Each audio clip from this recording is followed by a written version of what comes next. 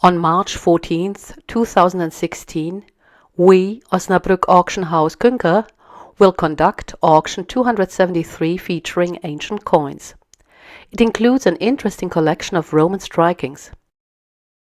Especially popular among collectors are the coins of the 12 Caesars, of which we can offer to you some very outstanding pieces. In this podcast, we would like to tell you who the 12 Caesars were and why, even today, they are still something special. About AD 120, a book was published in Rome, which became a bestseller. Under the title 8 Books About the Lives of the Emperors, the author Suetonius released the biographies of the first 12 rulers of the Roman Empire. His book belongs to the few which, even during the chaos of the Great Migration, never got lost. In the 5th century, Acts of the Saints were based on it. In the 9th century, it served Einhard as a model, just as it did Petrarch in the 14th century.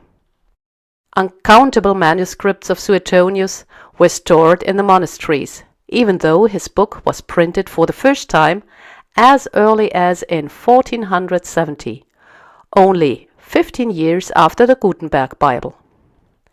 Since then, there have been countless reissues. His work found millions of enthusiastic readers, and to own the coins of the 12 Caesars became a status symbol in the Renaissance. The first emperor whose life Suetonius describes is not labeled as an emperor by modern historians. Gaius Julius Caesar was born around the year 100 BC. He had to build his career according to the rules of the republican system. It was only when his peers, after the Gallic Wars, were not willing to recognize Caesar's merits that the great commander started a civil war.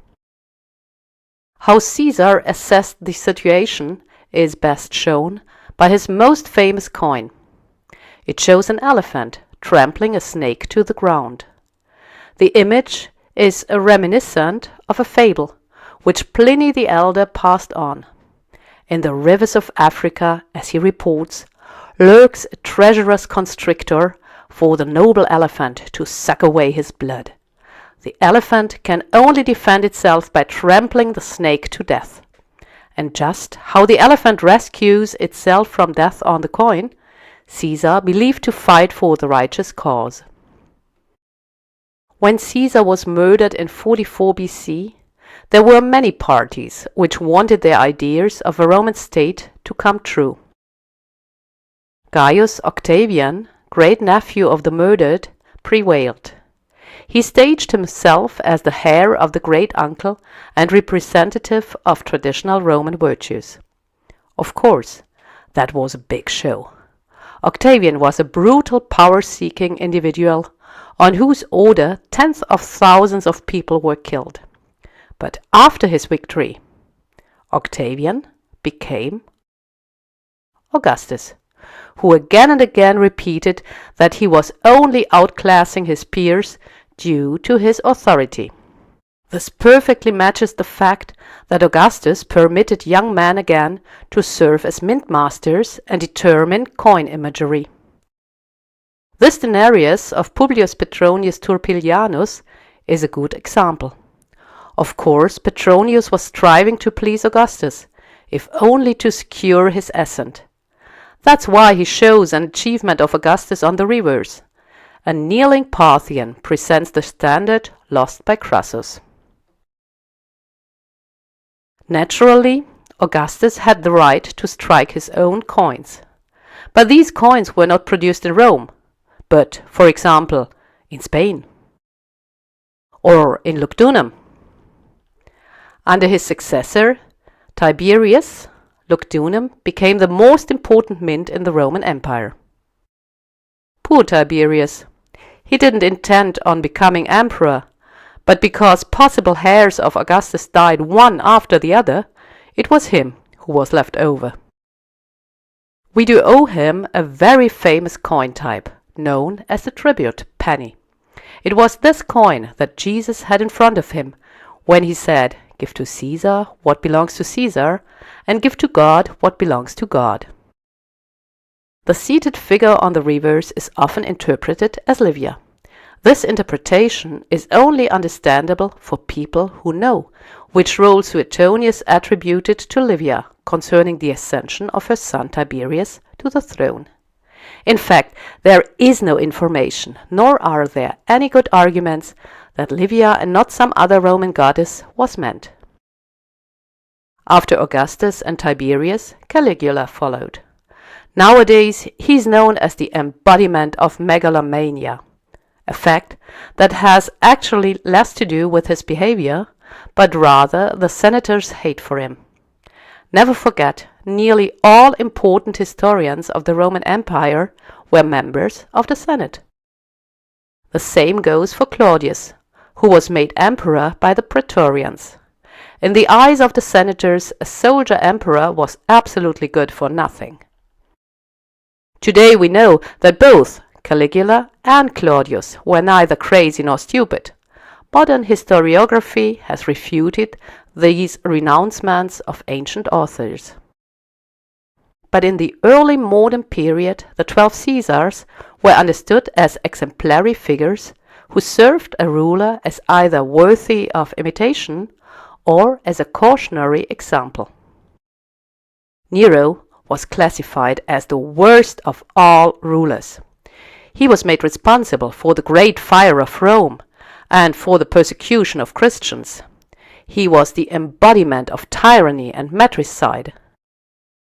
Nevertheless, in his time, Nero achieved his successes. In AD 66, the Parthian king sent his brother to Rome to receive the rule over Armenia from Nero's hands. To commemorate this occasion, Nero chose the closed gate of the Temple of Janus as a coin image. Through that, he put himself in line with Augustus, who was proud of the fact that during his reign, peace lay over the whole of the empire. Perhaps costs simply escaped Nero's control. In any case, in the provinces, where soldiers needed to be paid, things were seething below the surface. In Spain, the revolt happened. Galba, commander of the Spanish troops, was cautious. In the beginning, he produced coins imitating older models. This one looks very similar to Augustus coins. Only when the Senate announced Galba emperor, he produced coins with his portrait. This coin type shows how desperately Galba was looking for a tie to the extinct dynasty. On the reverse, he displays Livia, wife of Augustus and mother of Tiberius, who was supposed to have patronized him. Galba, Otho, Vitellius, all of them were not able to prevail. It was Vespasian who won the race. He was not only a very successful army commander, he also had 2 adult sons with whom he could found a dynasty in order to stop another civil war. The most famous of Vespasian's coins shows the weeping Judea on its reverse, seated under a trophy of Jewish weaponry. Knowing Vespasian's mischievous portrait, one can easily imagine how this personally modest man mocked imperial splendor.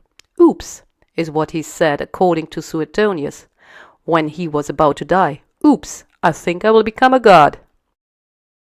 While Suetonius stylized Titus, who only reigned for 2 years, as the embodiment of a noble ruler, he viewed Domitian as the incarnation of evil. Even though Domitian had many military successes and reformed the tax and finance systems, he was very pious and worshipped Minerva. This is apparent by her countless appearances on coins. Domitian was stabbed to death at a palace revolt.